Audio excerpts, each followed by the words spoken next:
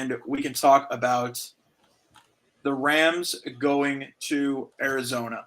And let me just, before we make any predictions in this game, because I know this game feels a whole lot closer than it did a week ago after what the Cardinals were able to go to Buffalo and do, the fight they were able to put up.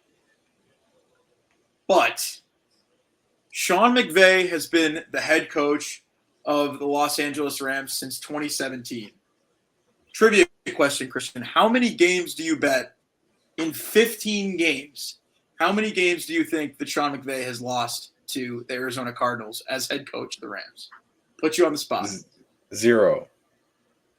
He's 13-2. Oh.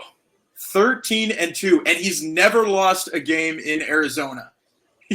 His rent is due on Sunday, and Sean McVay and the Rams are coming to collect.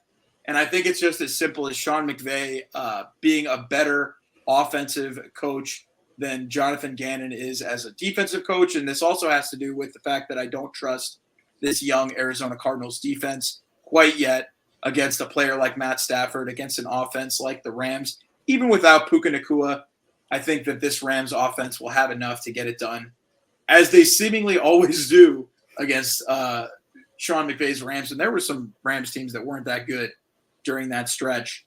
But yeah, I think that obviously the Rams miss having Aaron Donald, but I still think they have enough pieces to outclass a team like the Cardinals. What do you think?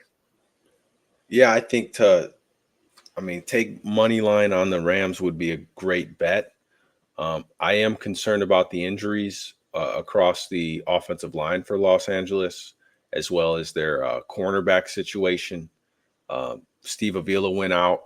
He's doubtful for week 2, the offensive lineman.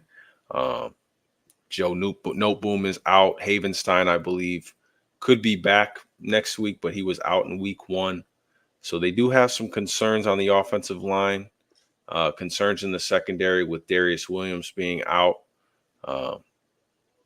I do think I have to agree with you. That statistic really just, I was going to take the Rams anyways. That kind of confirms it for me, though. But looking forward for the Rams, I do think right now it looks like they're going to be probably the first victim to injuries this year. I think injuries, especially in that division, are really going to hurt them moving forward. I think this could be a sign, all these injuries, that they're going to actually fall short of the playoffs this year because of how deep that division is, and combined with the amount of injuries they've already had to suffer through this year.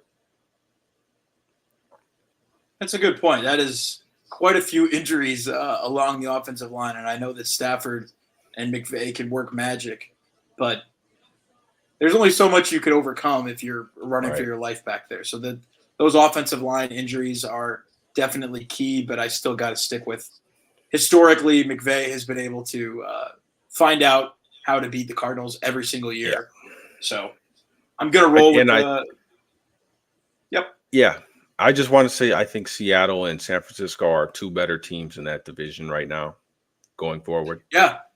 No, and I mean, I remember saying in our initial predictions that I thought that Seattle was going to be a sneaky team in this division to overtake the Rams. I mean, that Seattle team, I could go back to talking about that Seattle team because I think that defense is just great. And I love what Mike Macdonald's doing. But, yeah, we could definitely see Seattle overtake the Rams, especially if we see these injuries perpetuate throughout the season.